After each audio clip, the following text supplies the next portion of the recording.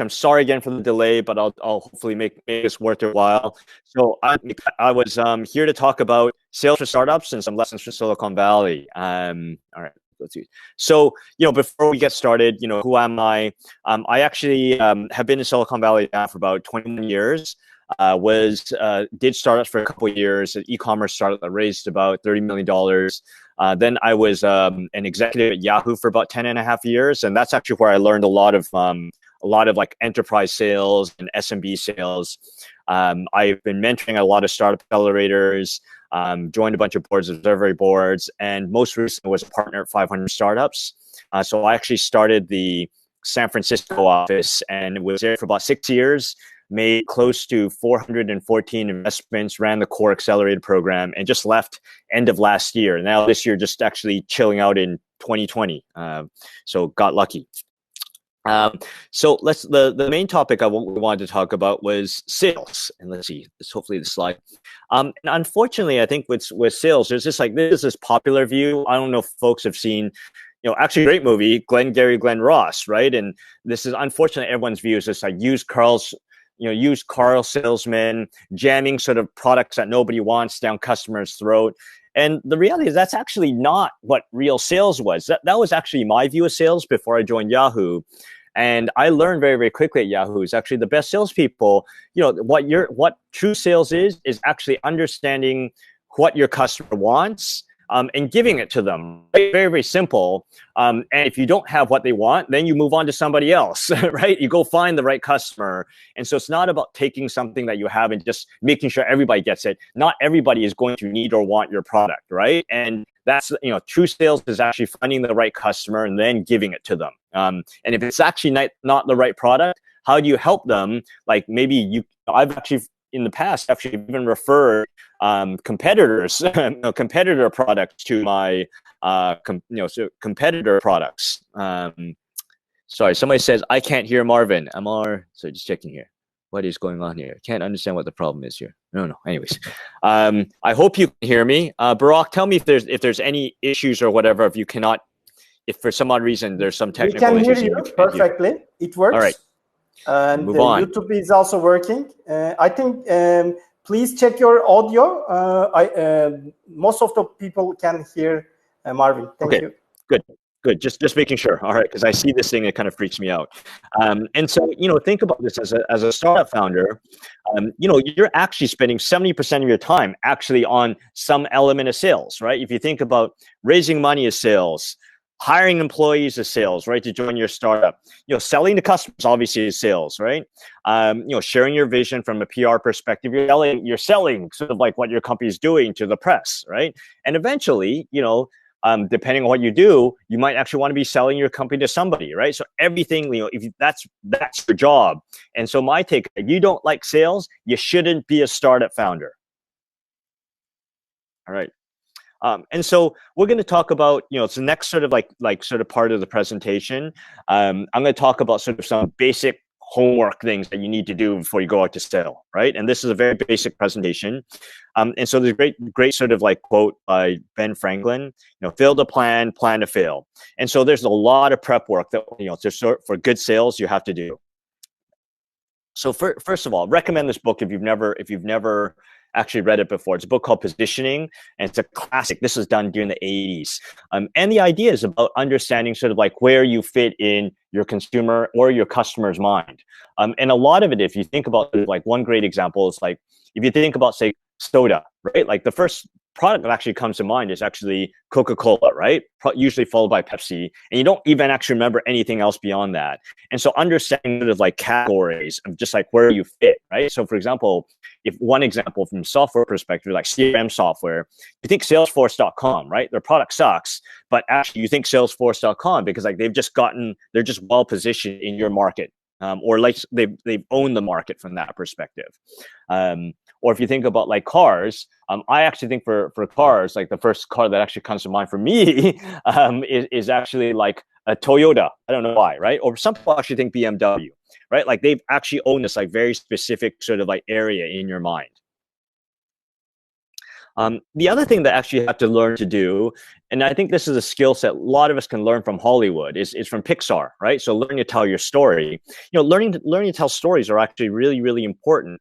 And I've stated this like many times, sort of in different contexts of there's this great story I heard about, was that, Pixar, part of Disney now, they make amazing movies. And I remember, and I actually used to work very close to Pixar when my old startup. And what I found out actually at Pixar was that, if I ask, it's hard to do this here, but, when I ask people, it's just like, how much time do you actually think they spend on actual sort of like animation versus sort of like storyline and plot? And I think a lot of people are surprised. They actually spend less than like 20% of their time on actually animating the story. They spend most of the time for each of their movies actually on building out the storyline, right? The plot line, the characters. And that's kind of the same. You have to think about sort of learning to tell your story. That's actually one of the reasons like their movies are so good. And you're like, why is this relevant to you as your startup? It's actually relevant to you because stories are actually really important. Stories are actually ways to shortcut to get into people's minds, right? Like, and human beings are naturally oriented, sort of absorbing stuff from stories, not from numbers or facts or whatever. Facts and numbers are actually used to back up the story, right? And so a lot of times, I think when you hear these pitches, just like numbers and numbers and numbers and numbers, and you're like, that actually isn't helpful. And one of the secrets, I think, of actually great pitching is actually having a great story. And it shouldn't be any surprise if you think about humans. Humans are actually better oriented actually to sort of absorb lessons from stories, right? That's why fiction usually is just much easier to read than, say, like nonfiction or business. And so that's something the business world can learn a little bit more of, is actually how to tell better stories. And you need to learn how to do that too for your startup. All right, next page. So taking once you have sort of your story, so your storyline, like how do you actually have like a very tight pitch? And that's actually one of the key things is you think about the pitch is like something very short and concise, to sort of allow people to sort of understand it. And having a pitch for like 10-second, 30-second, 3-minute, a very condensed messaging. And this is what I mentioned to you, simplicity and clarity, right? Keeping it very simple. And this is just a very good, simple framework when you're putting something together. We are what?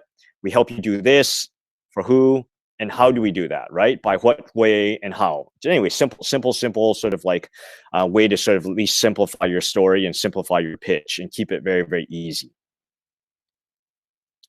Understanding what your competitive landscape looks like. I actually think in this day and age, is so different, right? Every single space, every single sector has just dozens of competitors, and you have to be able to figure out like sort of how and what you're doing is actually substantially better than what your competitor is, or how different you are from your competitor, right? Which actually leads to the next one, which is understanding competition, but actually also talking about why you are better, right? And preferably why you're better isn't necessarily just like you're cheaper than your competitor. Like if you're 10-20% cheaper than your competitor, we don't care. And then like, how are you like 80-90% cheaper than your competitor, but have a cost structure to sort of be able to support that sustainably. And so the way I think about differentiation is not just pricing, but actually, is there some specific customer segment that you're targeting? Are there some specific product feature sets that are actually substantially better? And it's a combination of all of these that sort of allow you to differentiate. Understanding what your product is, right? And so this goes to sort of the product feature. You better know your product. The best salespeople know the product back and forth. But it's not just knowing your product. It's knowing who your customer is. And the reality is that, your customer, at least in the early stage, and so I have, my expertise is probably more in the pre-seed and seed stage. In the beginning, it's actually not about servicing all your, everybody. It's actually usually a very narrow customer segment that you're targeting, right? And the more narrow, the better, because you actually prefer, my preference, I actually think this is just a best practice, is that the way that you get your wedge into the market is actually by targeting the very narrow customer segment and making sure they love what you do. It's actually better to have 100 customers that love you than like 1,000 customers that like you, right? And so you're looking for the fanatics in the beginning.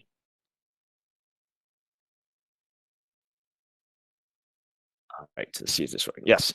The next part is actually knowing your channels. And usually it's 1 or 2 channels in the beginning, especially as an early stage company, because my take is that you know, as I said to you, if you know who your customer is, usually there are one or two best ways to reach them. Could be LinkedIn, maybe it's telephone, maybe it's email, who knows what it is. Maybe it's Facebook ads. But first you have to know your customer. Once you know your customers, there's usually a preferred channel that, you know, so the best way to sort of reach them.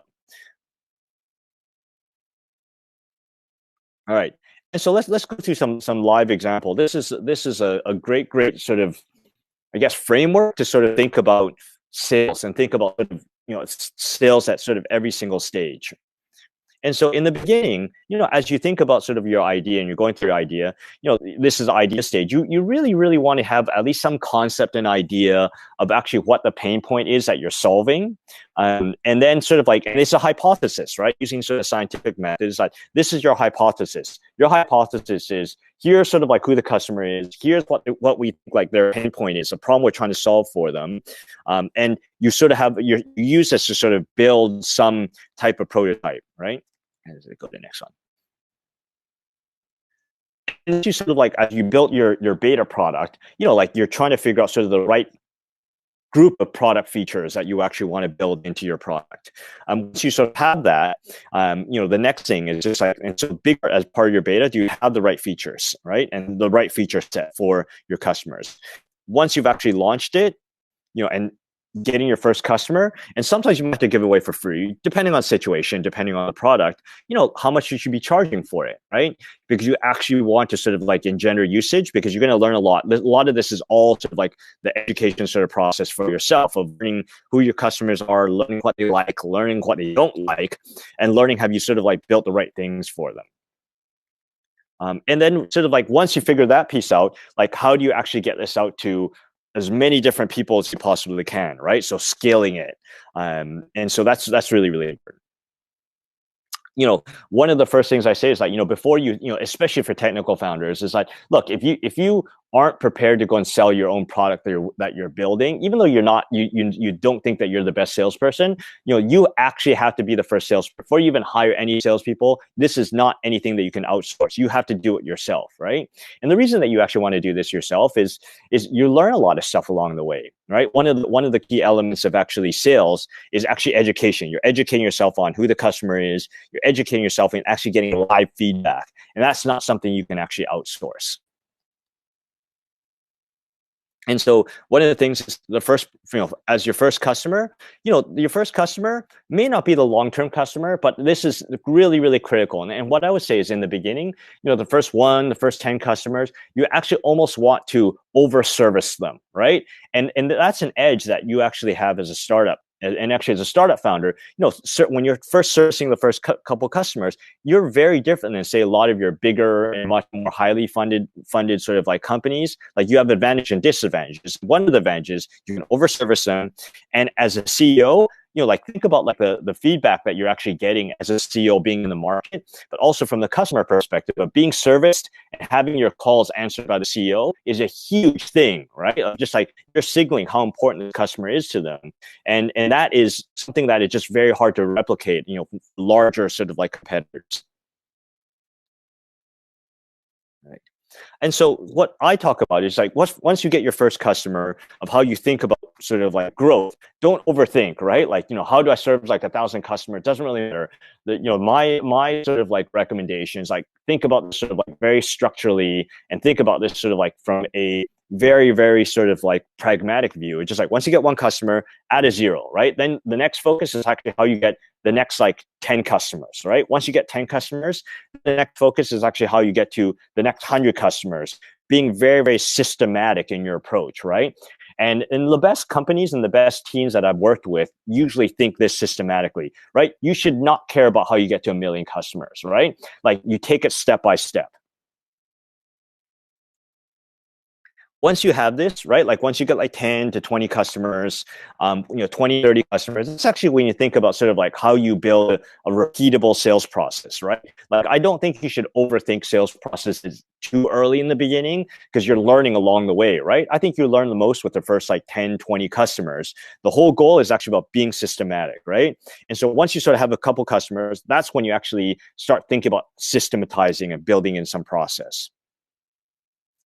And scaling, right? So talking about scaling right now, you know, key thing, I think in the beginning, sort of once you get sort of like the first like 30, and this is, I'm talking about sort of like enterprise customers in general, enterprise, even some SMB customers. I think for the first like 30 to 50 customers, you could probably get it with using like an Excel sheet or an Airtable.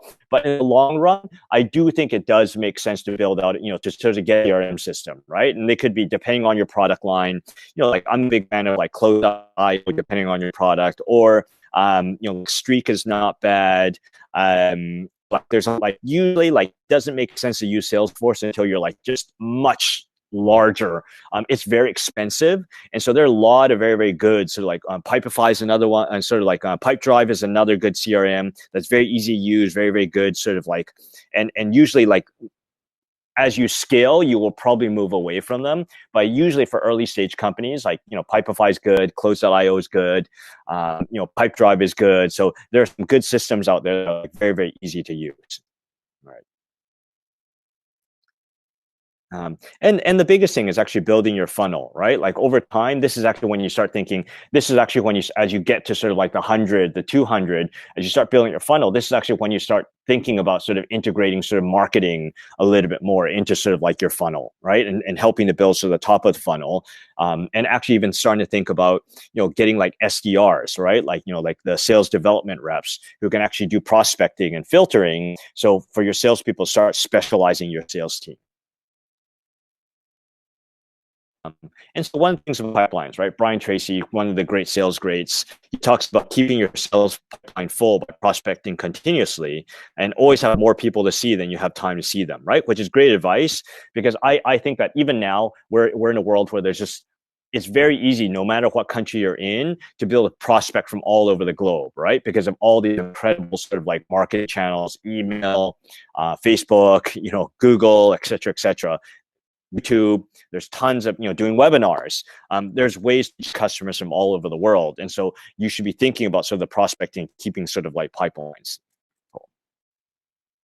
And most important thing, right? Like, as part of the sales process, and what a lot of people do not do is actually just regular follow-up with their prospects. One of the numbers I've seen, and I've seen this, the numbers have ranged, right? So for example, being consistent in follow-up, like email follow-up, for example, for prospecting, one of the things I've seen is just like my typical, standard, what I recommend is that you should be following up like every week. If you're not hearing from them, at least like 5 times, sort of like 5 consecutive follow-ups. I've actually seen other data, for example, HubSpot has actually talked about like follow-up of like 11 times, right? People are busy. And so just this consistent follow-up and having sort of like regular email follow-up, it's actually very powerful. So email somebody and you're following up with them, say 3 times and they're not answering, it's actually not enough. Think about how, if everyone's using these tactics, you have to be very, very consistent, continue to like consecutively follow up on a regular basis, right? And so sometimes that number is 5 or 6 for me. I think in some cases like 11 could work too. And then over time, you start building in processes, right? Like I do think try not to overthink processes in the beginning, but having some idea of a process over time is actually helpful. But as you start to mature your business, this becomes even more critical, right? And so having a sales process over time will be valuable. And there's lots of books and things on this. There's lots of webinars and talks, and there's lots of experts out there that can provide sort of like a general process. But even though you take these like frameworks and processes, every that works with always adopts them for their own product and process, and it changes, right? And so you're going to have to go, even if you take these formulas, you're going to have to adopt them for yourselves and for your own way. And so to close off, right, and before we jump into questions, even though I complain about this Glenn Ross movie, it is a great movie, and he talks about the fact that it's like ABC, right? It's like always be closing. And so I think we can open up for the questions area. I hope you found this helpful or interesting. Let's jump into the questions. Barak? Perfect. I am back, and we have lots of questions on the line. Just beginning with the YouTube question from the YouTube. It's not my question. It's coming from YouTube. So there is an idea on how things work in Silicon Valley.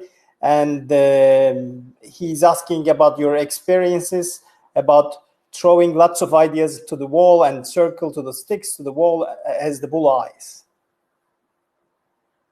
I mean, here's my take. I think you should have a pretty good idea. I think you have a pretty good sense in most startups that work tend to have like lean startup. Like I'm a fan of lean startup, right? But I think a lot of people don't actually understand what lean startup actually really is, right? Like you start off with a hypothesis of who your customer is, of what their problem is, and then you're building some MVP to sort of get the feedback, right? And you're kind of changing things in your MVP as you learn.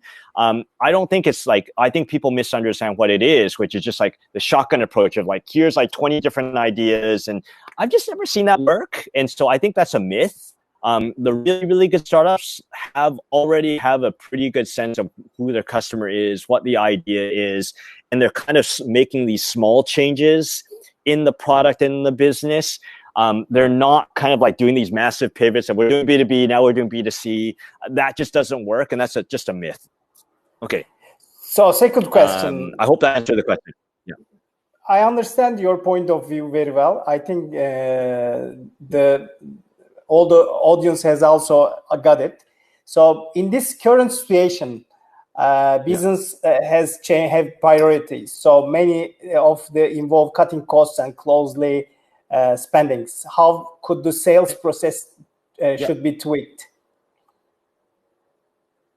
Yeah. So obviously, I think I think selling, you have to take a very careful. I've spent the last like 6 weeks talking to a lot of my old portfolio companies, and one of the things I was telling them is like, look, one of the things that you need to take care of your team yourself, take care of your team, obviously. But the next thing you need to be focusing on is actually, instead of actually like going and doing like a hard sell to your customers, like either new customers or old customers, like the first thing they should be doing, at least right now, is actually think about more retention, right? And so checking in with your present customer base.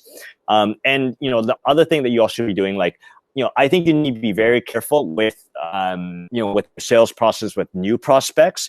I think you can do it, and I think you have to be very, very careful with the tone of the messaging, not be too aggressive, be thoughtful about, and even potentially even incorporate sort of probably a longer sales process, do a lot more customer discovery, doing a lot more just like checking in and just like legitimately seeing how they're doing, because there's a lot of people are in big trouble right now, right? And understanding, just doing a lot more customer discovery. And so there's two parts, right? There's present customers that have it right now, being a lot more aggressive with checking in with them. And what I mean aggressive, like not selling to them, but just like making sure they're okay, making sure their family's okay, like legitimately caring about your customers. That's important, right? Like that's the right thing to do. With new customers, what you want to be thinking about, like just making sure they're okay too, and like just double checking and seeing sort of like where they're bleeding and can you be helpful there, right? So more of like the customer discovery than not. And the next Does that answer the question? Yeah, I think it's clear. Thank you for the detailed answer. Where can we find the best practices, sales processes for software as a service in order to not to build it from scratch or get inspiration? And what tools do you? Yeah, I mean, it depends on the type of company, right? Like, so, one of the, I think like a great book to sort of like read is like, predictable revenue by Aaron Ross. Aaron Ross and Jason Lemkin also have another one which is called like it's from impossible to inevitable. There's some good ideas, the sales process there. Like there's also, like Sales Machine the Ultimate Sales Machine is another really good book. There's actually quite a lot of good stuff. Let me just like look up. There's this one that's actually really, really good. Let me just pull this up, and I'll find it so I don't forget. These guys have like blueprints for everything. It's called like the SAAS blueprint. Let's see. Blueprints. Sorry. Is it one author or a couple of authors? Yeah, it's called. It's this guy from an author called Fernando Pizarro and Jaco van der Kuji. It's called Blueprints for SaaS Sales Organization, and they have a whole series of books that are like really like a lot of diagrams you can map out. And that one I found has been like really helpful too.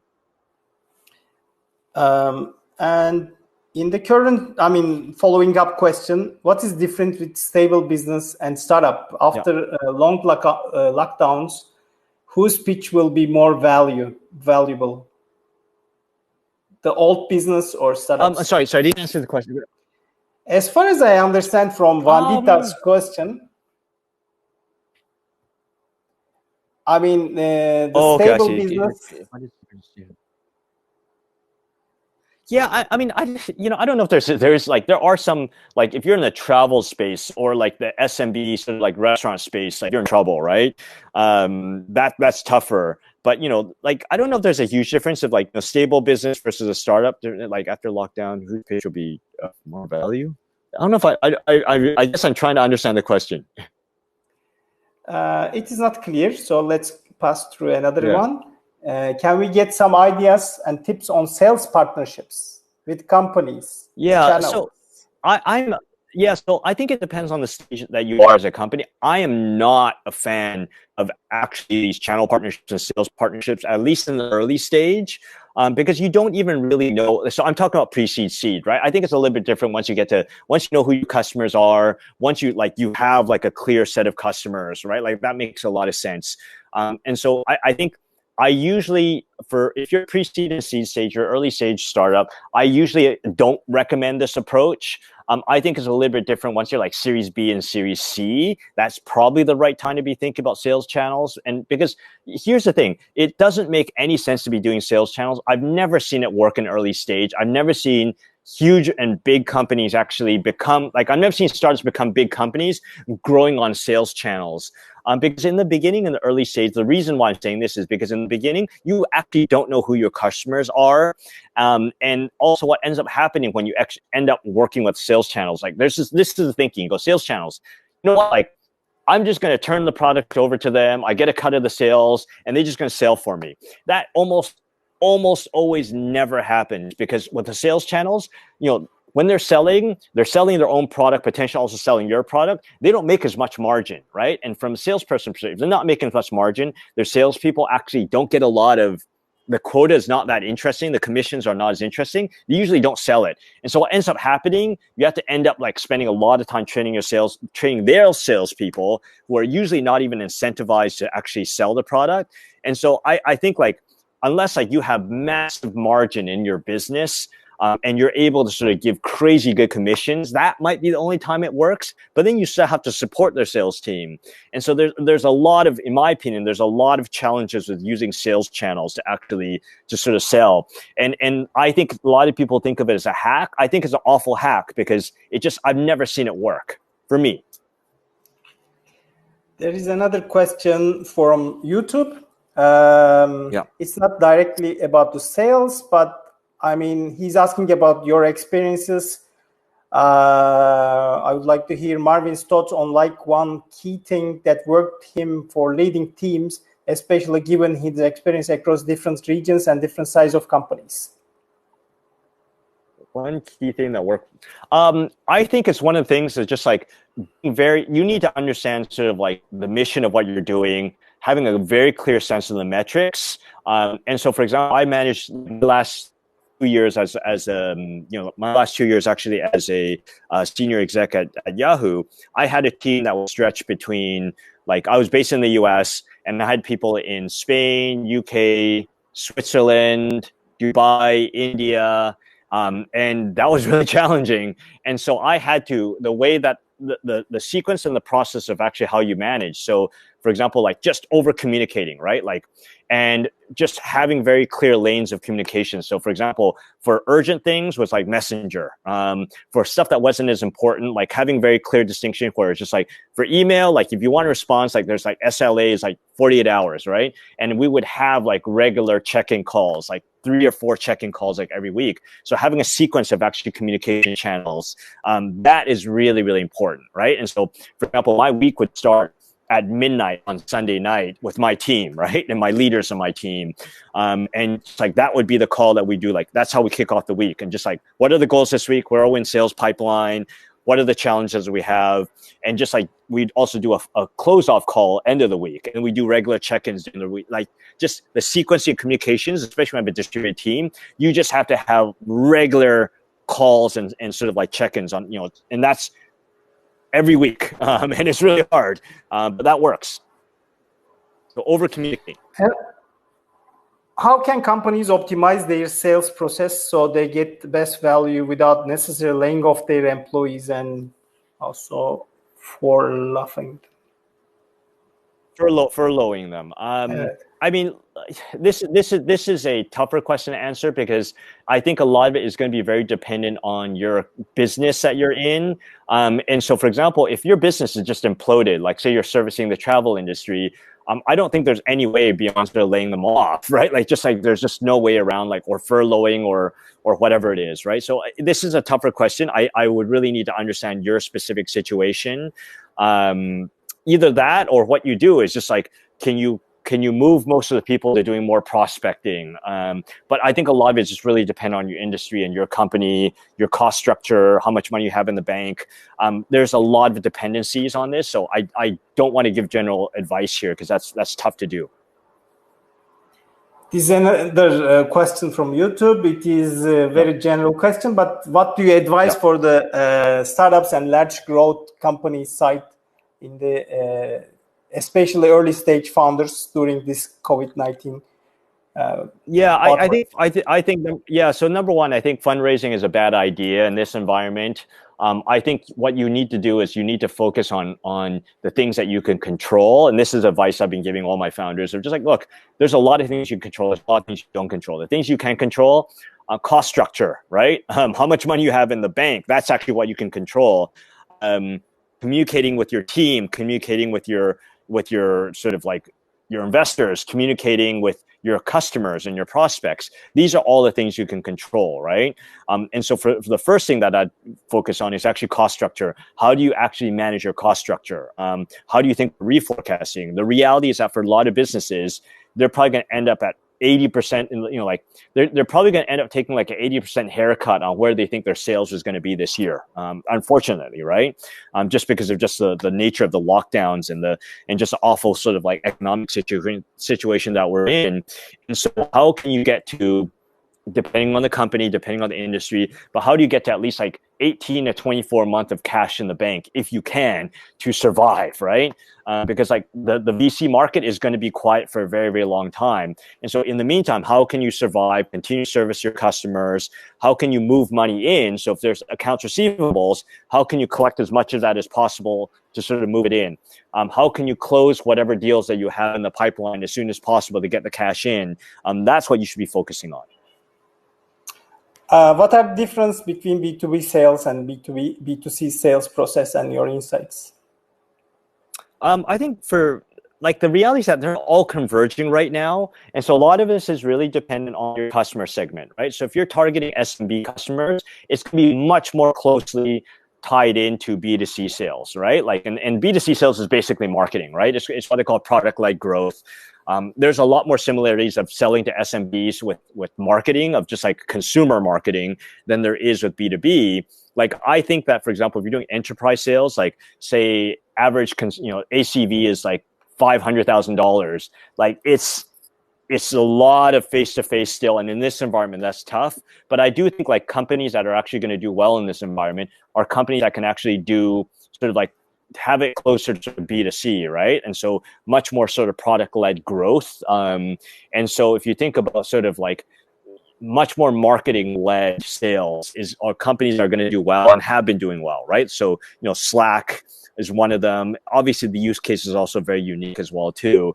But companies that don't need a lot of hand-holding, products that don't need a lot of hand-holding, that is much more, I think you're going to have to do a lot more sort of will be much more closer to B2C sales in that case. I hope that answered the question. And another question is, if the potential customers are not in digital mediums, what should be done? If they are, how can we reach them? Yeah, I mean, so for example, I don't know if there's any, so obviously I don't know the details of that. And so I think, say, for example, if the construction industry, which is traditionally very, very hard to get in touch with, I think what you're going to see, though, what is interesting is that companies and industries that used to not be very digital, you've just seen a huge move of just processes and things online. And so the digitalization of a lot of business processes has been sped up dramatically in the last like 6 weeks. And so one of the things I will say is just like, I think email is still a great way to sort of reach out to folks. And actually you're seeing like Zoom calls and things actually are turning out to be a pretty effective way, because not because like it's the best way, face-to-face is still always the best way, but I think because of the lockdown in most countries right now, that just has now become the default. People have just been forced to do that, right? And so email in combination with Zoom follow-up calls is starting to be the default way. We have no choice right now. And a lot of customers have no choice but to do it this way too. We have last couple of questions, Marvin, and then we are going to close this perfect sales webinar. For early stage startups who have launched their beta, and what is the best practice to follow up the early customers and get their insights and feedback? So one of the things that I, sort of, lots of different things that you can actually do, but what I typically recommend is a lot of the times in the beginning, you're preferably their introductions to you, right? Like, it's very, very customized in the beginning. And usually there's some relationship there. And the best way, what I try to do and what I recommend for startups is trying to do sort of like 5 or 10 minute sort of like calls with them. And, you're doing some continual follow-up of like email with sort of like a combination of sort of voice call or video call, and 5 to 10 minutes of some survey questions just to get their feedback and thoughts, right? Or at least a very set number of questions that you're doing with every single customer. That usually is the best practice. Always better to sort of try to do it face-to-face where possible. But, being very practical, just like video calls, 5 to 10 minute video calls are usually good, because most people are okay if you've gotten an intro into them, and it's usually a friend of a friend who, they'll give you 10 minutes, right? 10 or 15 minutes. That's a good best practice. So another question is, customer preferences and their is changing, and so what is the best practice to keep them delighted and engaged with our product or service? Well, I guess I'm trying to understand the middle part, which is they're acting like somehow greedy in terms of benefits. I don't really get that one. I think the customer's perception and preferences becomes probably more demanding or requesting lots of things from the startups, maybe. Yeah, I guess that's a good thing and a bad thing, right? And so, I think that if all your I guess I don't know enough about sort of your business to sort of like comment, but just based on what I understand about this question, what I would say is just like, number one, if your customers are like highly engaged and they're always asking for sort of like more things, that's not always a bad thing, right? Like, that means they see use of your product and they see promise of the product and they're engaging with them, right? Like, they're engaging with you to sort of give you the feedback and things. That's usually a good sign, in my opinion, right?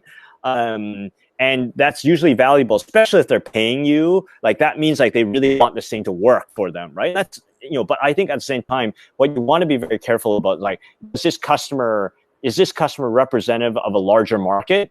Because you don't necessarily want to be overbuilding too much to sort of almost servicing this one customer that you can't use these products. And so I think it's a very fine edge that you have to sort of take, where we're really understanding, like, who's this customer? Are they representative of a potentially larger market? So if I'm building for them, can a lot of people use these product sets, right? Or is this very, very specific for them, and I just build this for them and just becomes this highly customized product only one customer uses?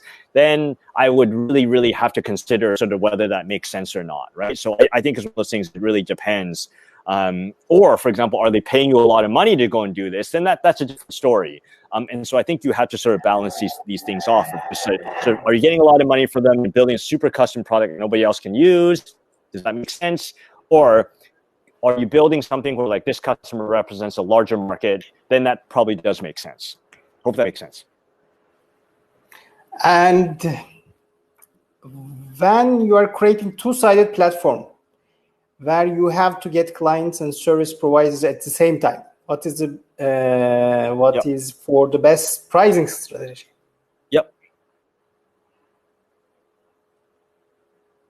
Okay. So one of the things I think in the beginning with most marketplaces, they're usually better off being very handcrafted and curated. And the most important thing is not about trying to get to scale in the marketplace too early. I think in the beginning, what you should be focusing on is actually driving sort of successful transactions. And I think I don't know your business. I don't know who your customers are. So I don't know whether you should be charging, for example, like the sort of like the demand side or the supply side. Is unclear to me, sort of like where you're pulling the money from. But I do think in the beginning, as you build up these marketplaces, it's actually really critical to do a lot of curation, of just doing a lot of hand-to-hand matching to make sure that the transactions are actually coming through the marketplace in early stage, right? And so as a best pricing, it's usually obviously taking some cut of the transaction that goes through, of a successful transaction. What is not clear to me, because I don't know your business, I don't know if it's better to take it from the demand side or from the supply side. I just don't know. So that part is unclear to me because I don't know who your customers are. Marvin, thank you very much for this valuable time, and also a great presentation about especially early stage startups. Would you like to add some last comments? Yeah, no, I hope this is helpful, and I wish you all luck. It is ugly out there, but I do think this is a great time for startups. You can survive over the next 1 or 2 years. Like, this is when great companies get made.